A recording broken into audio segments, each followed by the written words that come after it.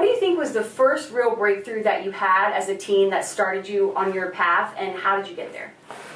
Gosh, there's so many. One of the first ones, I think, was probably just anchoring in when my mom and my dad, I had 4 different fathers.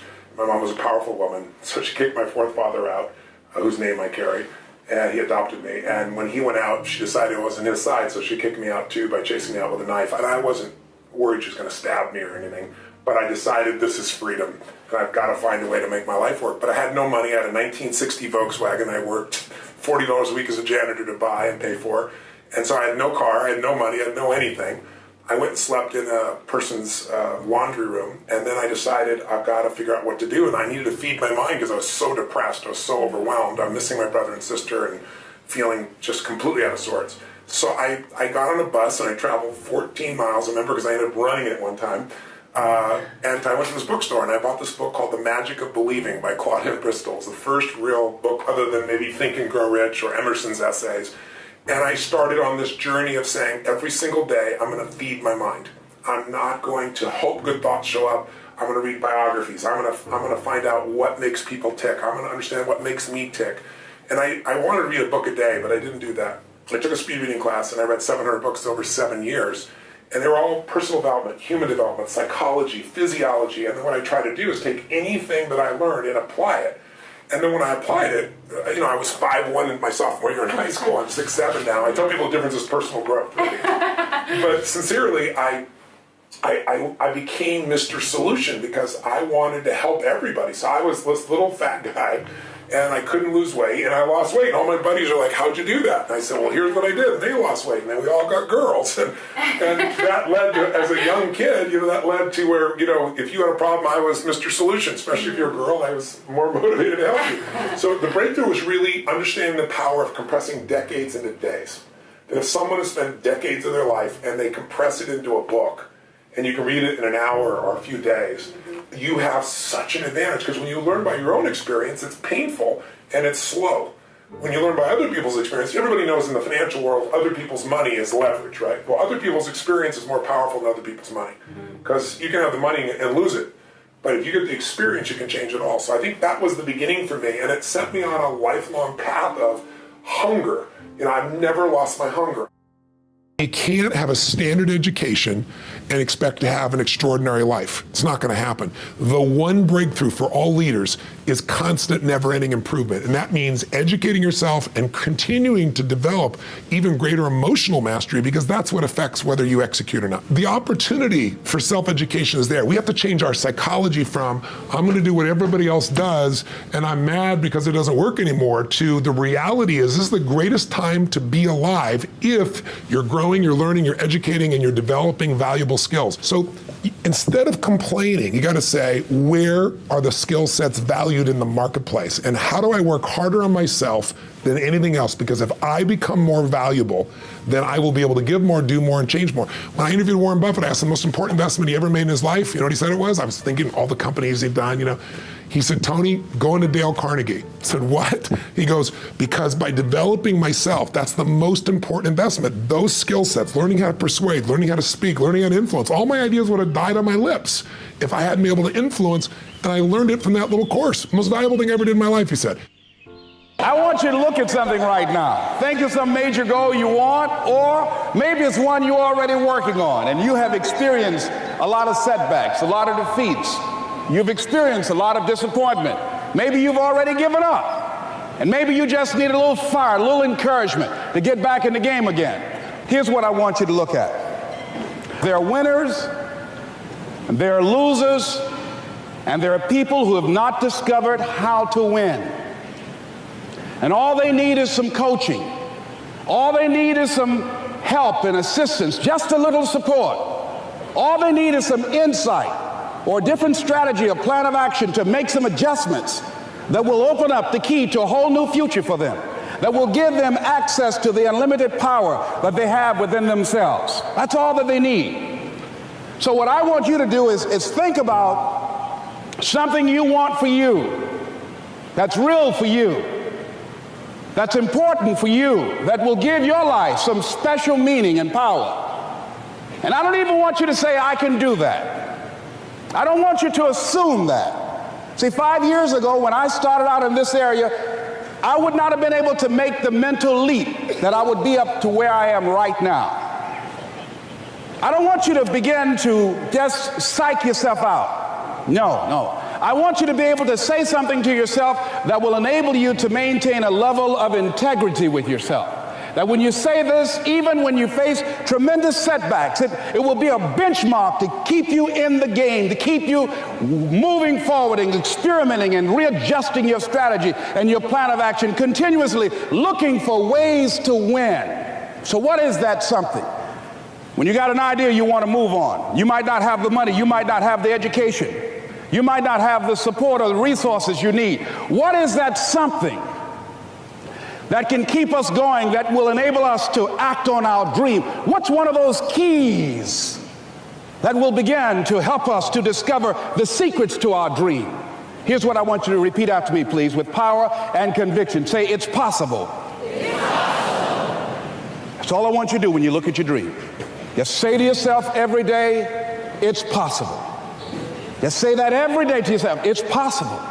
Because what does that do? See, it begins to change your belief system.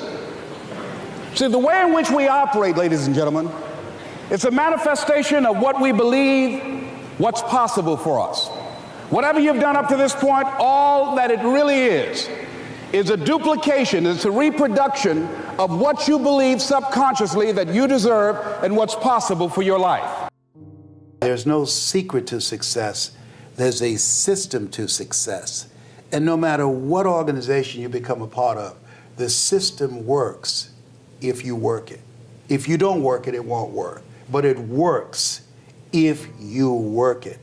And that's one four-letter word that most people don't like. They're not willing to work. I have a friend who invited me to her brother's house to help him to get off drugs, to introduce him to a drug program that can help him. And I said, these people can help you, but you've got to be willing to do the work. And after we finished, he asked us to leave. And I'll never forget what she said. As we were going down the steps, she said, Les, I do apologize for wasting your time, but I realized when my brother knew that it would require work for him to get off drugs, that most people won't participate in their own rescue. And there are people who will be presented with an opportunity, who know that they could be laid off at any moment, who know that there's no such thing as job security, who know that them keeping their job has nothing to do with how good they are. And yet and still, they'll go to work and have knots in their stomachs, hoping when they open up an email that they have not been told this is your last day. They'll go to work hoping there's not a security guard standing by their desk with a box and say, empty your things in here and take them to the front door and escort them to the parking lot. They go in there hoping it doesn't happen. Why? Because they don't want to do the work. It's an aversion to most people's spirit.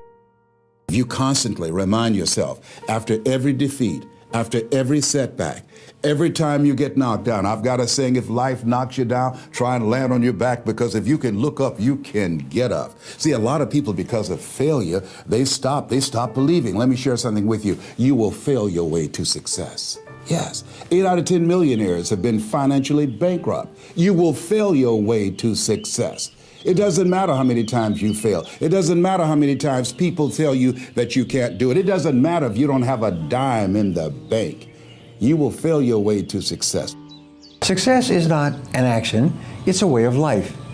If you want to accomplish great things, greatness must be reflected in everything that you do.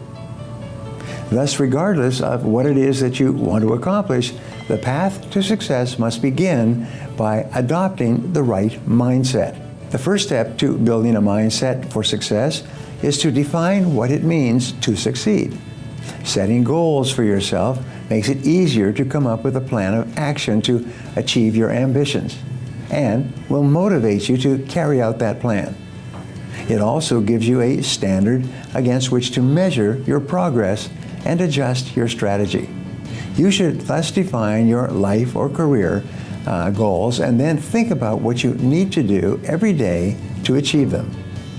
In addition, create short-term goals each day or week, making sure to align them with your broader aims and bigger goals. You can increase your productivity and move closer towards your goals just by managing what you are doing and when you are doing it. So why then do people choose to kill time? This is quite literally letting time pass you by instead of taking advantage of it. Killing time is a vicious cycle. What starts as a short break, browsing online, can turn into hours wasted. It feeds your lack of action and interrupts your workflow. When you find yourself in one of these situations, scrolling the internet aimlessly, stop for a second and think about what you aren't accomplishing. The more you procrastinate, the longer it will take for your task to really get done. Sometimes a task seems so daunting, you don't want to get started. You come up with a random thing or things to do, wasting your time instead of knocking this one task out. I've been there too. In my book, Eat That Frog, I talk about eating your ugliest frog first. Tackle the hardest thing on your to-do list, or the thing that is hanging over your head, and get it done first. It takes discipline to accomplish the hardest task first, but it is a habit that will increase your levels of performance and productivity. Sometimes you have to ignore how you feel and just get started. Nobody wants to start a difficult task, but successful people put their heads down and just do it.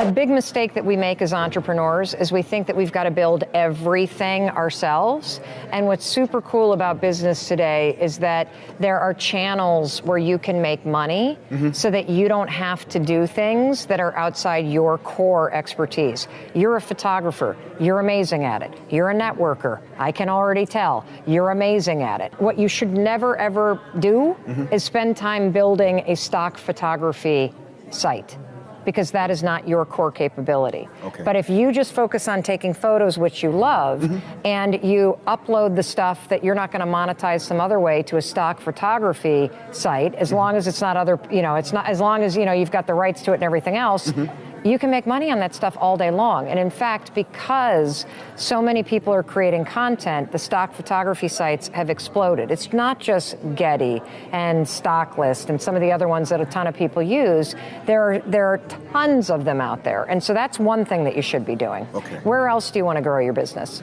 I want to make sure I'm able to do that first step very well before I progress on to the next phase. Okay. I don't want to do so many different things that I'm not doing each one of them very well.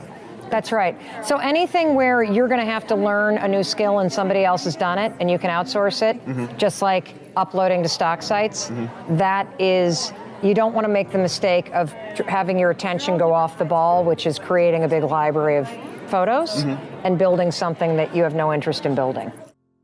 You born, you're home, and then we go to kindergarten, and then you go to first grade, and then you go to second grade, and then you go to third grade, and then you go to fourth grade, and then you go to fifth grade, and then you go to middle school, and then you go to high school, and then there's the pressure to go to college or to a tech school or to do something else, and then you get your job, and then you're in your job, and then you meet somebody, and then you get married, and then you're supposed to buy the house, and then you're supposed to have the kids, and maybe you get the dog before the kids or after the kids, but then you have a second kid, and then you have the 0.5 kid, because most of us do 2.5 kids, and then we get the home equity line, and then we put the kitchen addition on, and then it's like our entire lives are set out in this linear progression as people chase the dream. The next, yeah.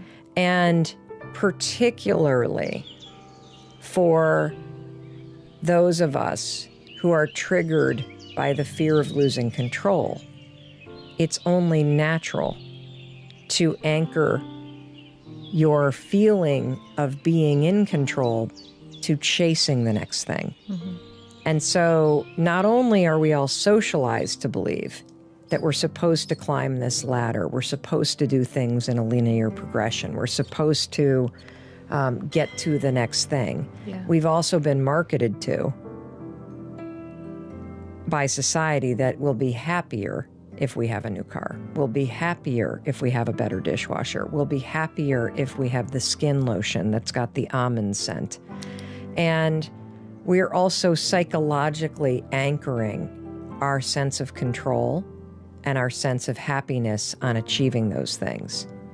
And what you're experiencing is no different than what millions and millions and millions of us experience. And that's that emptiness that you feel when you buy the lotion that smells like almond butter and it doesn't make you happy. Or you get the promotion and you have an extra $100 in your paycheck after taxes, and it means you can buy the $14 Chardonnay, not the $10 Chardonnay, and it doesn't make you happy. Yeah. And the reason why is the I'll be happy when life, the chase the carrot life, the get to the next thing life. That form of happiness requires you to be driving, let's use the car analogy again, to be going 60 miles an hour at all times. And happiness is achieved through a different formula. It happens when you're sitting at the light and you're idle.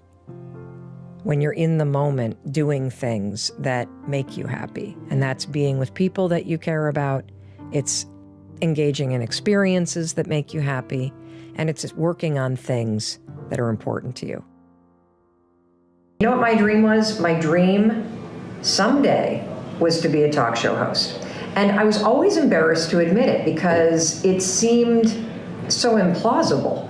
I mean, it seemed, how on earth does one even do that? And see, that's the thing about dreams, is that your dreams, they matter. And in order to achieve them, you're going to have to be able to have the courage to be brave enough to actually state what your dreams are. Because if you can't own them, you don't deserve them.